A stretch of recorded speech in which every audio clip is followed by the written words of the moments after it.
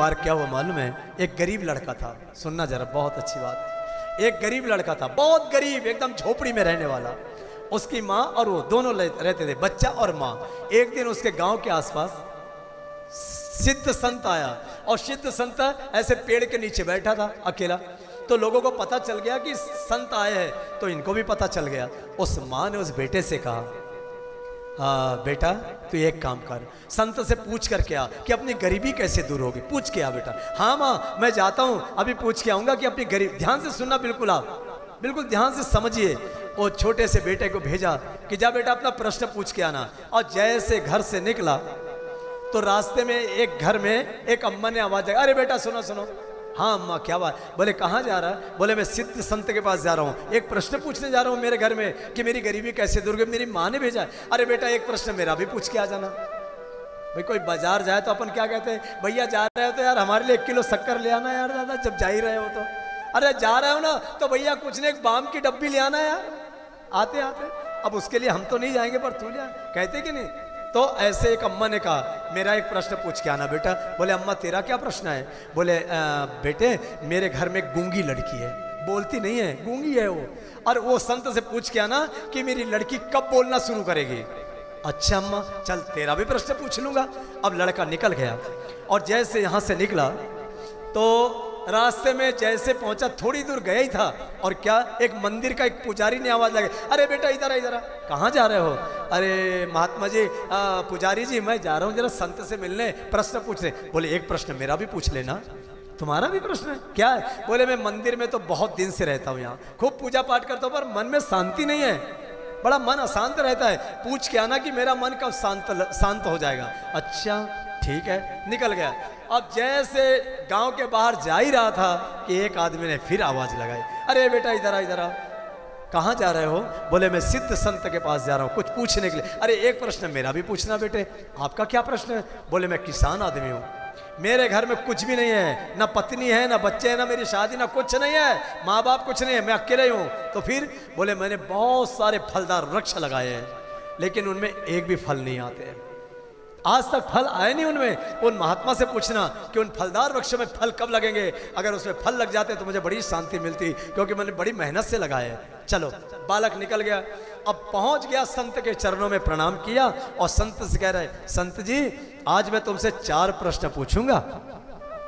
बाबा जी ने कहा बेटा आज मैं तेरे को 3 प्रश्न के उत्तर दूंगा, केवल बस 4 के नहीं, केवल 3 के। अब तू सोच ले कि वो 3 प्रश्न कौन से पूछेगा।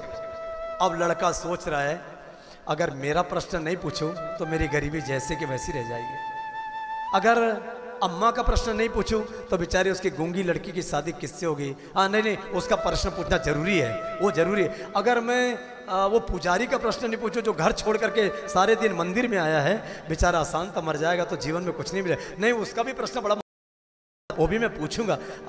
पर वो किसान जिसके आगे पीछे कोई नहीं है और फलदार वृक्ष लगाए, और हमने तो सुना है कि एक फलदार वृक्ष 10 पुत्रों के बराबर पुण्यदायी होता है। कभी भी अपने जीवन में एक फलदार वृक्ष जरूर लगा लेना।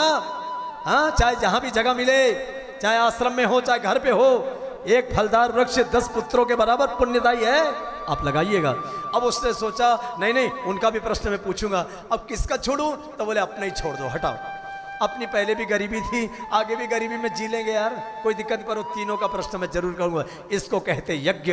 उसने किया परमार्थ प्रयोजन, और तीनों के प्रश्न पूछ करके वापस आया। और जब वापस आने लगा तो किसान ने बुलाया, बेटा मेरे प्रश्न का उत्तर बता।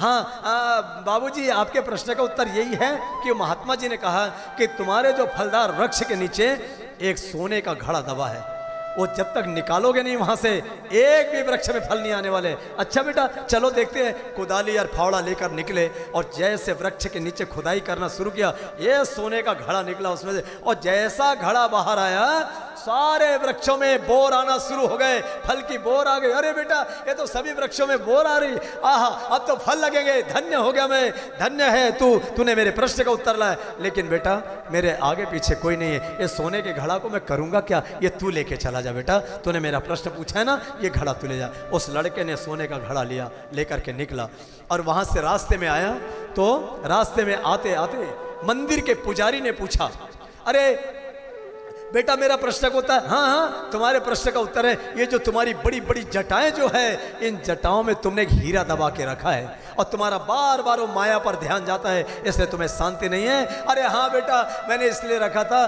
कि मंदिर के ट्रस्टी लोगों की कोई गारंटी नहीं, कब मंदिर के बाहर कर दे, तो सोचा कि बाहर जाओ तो कम से कम हीरा बेच के पेट भर लूंगा, इसलिए मैंने रखा था। बेटे खट से निकाला, बोले जब निकालोगे तभी शांति है। और जैसे हीरा बाहर निकाला, इतना शांत हो गया, पूरा मस्तिष्क ठंडा और समाधि की ओर बढ़ने लगे, आनंद विभोर हो गए। अरे बेटा अब तो मेरी बात पूरी हो गई, अब मैं हीरा को करूंगा क्या बेटा, मुझे तो शांति चाहिए था, ये हीरा तू लेके चला जा। हीरा बच्चे को पकड़ा दिया, वहां से निकल के आया, अम्मा के घर में आया, खटखटाया दरवाजा, अम्मा दरवाजा खोलो, तुम्हारे प्रश्नों का उत्तर सुन लो। और जैसे दरवाजा खोला तो लड़की ने दरवाजा खोला, जो गूंगी लड़की थी, और उसने कहा अम्मा वो बाला कहा गया जिससे तुमने प्रश्न पूछा था। अम्मा जैसे आई, बेटा बता मेरे प्रश्न का उत्तर। बोले अम्मा तेरे प्रश्न का उत्तर तेरे सामने खड़ा है। क्या?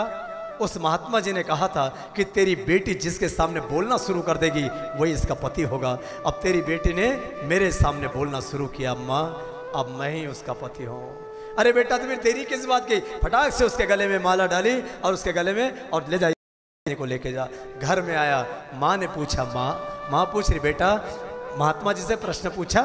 माँ मुझे नहीं मालूम माँ कि प्रश्न पूछने के बाद हमारी गरीबी कैसे हल होती, मुझे नहीं मालूम माँ, लेकिन आज देख माँ ये सोने का घड़ा मेरे पास है, ये हीरा मेरे पास है, और ये कौन है बेटा? ये तेरी बहू है माँ, बिना बैंड बाजा के आई है। देखना माँ आज कुछ कमी है क्या अपने पास? आज किसी करोड़पति से कम है क्या? इसका नाम था परमार्थ प्रयोजन, इसका नाम था यज्ञ। जो दूसरों के हित में जो कार्य होता है वो परमार्थ प्रयोजन है बंधु। और आज जिस आश्रम में आप बैठे हैं, बार बार कहने की जरूरत नहीं है, आपको मालूम है बड़े बड़े आप पोस्टर लगे, आप पढ़ लीजिए। हाँ